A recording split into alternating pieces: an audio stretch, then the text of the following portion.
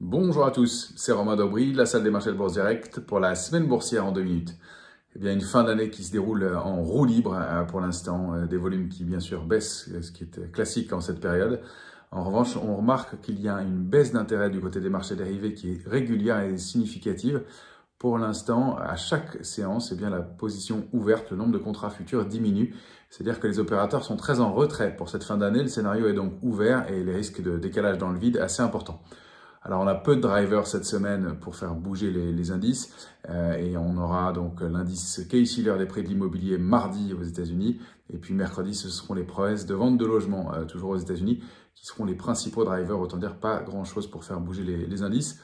On a une semaine qui est normale à partir de maintenant. Nous sommes le mercredi 27 décembre et les marchés seront ouverts normalement jusqu'à la fin de la semaine, à l'exception des marchés londoniens qui clôtureront pour une demi-séance vendredi et puis à 19 h pour les marchés obligataires américains, donc un peu plus tôt.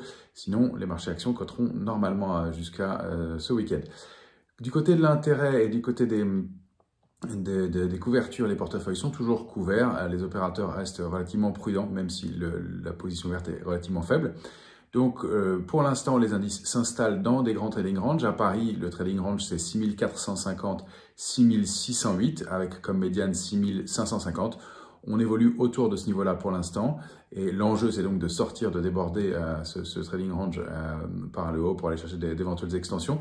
Le risque par le bas, c'est de rejoindre la borne haute du canal baissier qui est actif depuis maintenant tout le début de l'année et de rompre le niveau situé entre 6323 et 6350. Ça, ce serait notre alerte de moyen terme et il ne serait pas bon de repasser sous ces niveaux-là. Voilà, je vous souhaite une excellente semaine à tous.